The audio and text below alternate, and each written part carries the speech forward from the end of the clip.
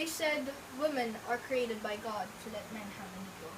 However, we symbolize more passion of love and care. We are supposed to be treated gently and nurtured, or in other words, like a child. I don't object chivalry. It is nice that men has these values. But I think men these days are exaggerating. Throughout time, I can see that we ladies are recognized as cowards because we let them take our will, rights, and opportunities. Sometimes willingly, but mostly not willing. Men consider us like this due to their knowing that if we take our rights back, we would be too emotionally attached to the job. They should consider this as a positive remark because if we be emotionally attached to the job, we would be passionate.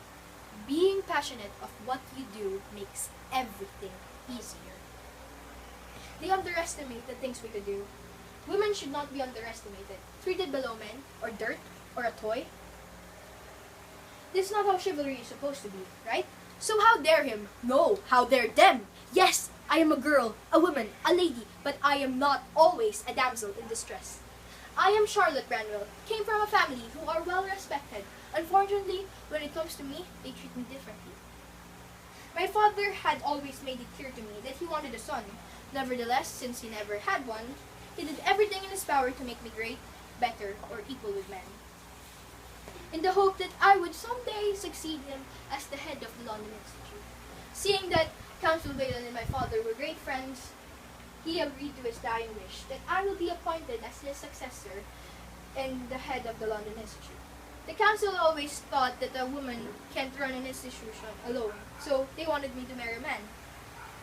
They thought that he will run the institute for me and expecting I'll just be his right hand. It always comes down to that road, that the woman always needs an escort. Yet, when Henry and I got married, I was the one who was able to run the entire institute with an iron fist, even though I was just out of my teenage years. Benedict Lightwood, my foster father, always wanted to have his own institute. So when an opportunity struck, he took it. I perfectly sat there when I was being questioned about my failure to deal with the magister, and ignored the council's offending murmurs that concerns me. It was better than expected. I was ready to get hurt, but I felt resentful when that Benedict Lightwood started to speak up. I never gave away what I was feeling.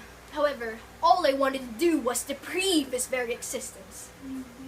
He took that brief period of time to ensure that he will get the institute of saying that the council was very much wrong of entrusting me the title to be the head of the London Institute. Thank the angel that Will, Jem, and Henry vouched for me.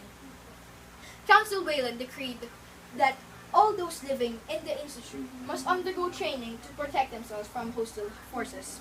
He also gave me 2 weeks to find, or at least have sufficient leads on Mortmain's whereabouts. Here's the fun part.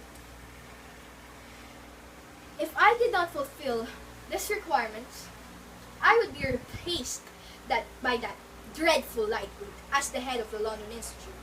Fun, right? 2 weeks. How in the world will I be able to do that?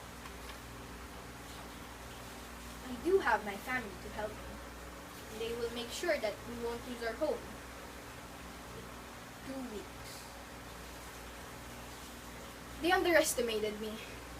They underestimated the power of being a woman. After 2 weeks, I will be able to give them what they want because I, Charlotte Branwell, a woman, will do all that it takes because I can. This would be effortless. After all, I have Raziel's blessings.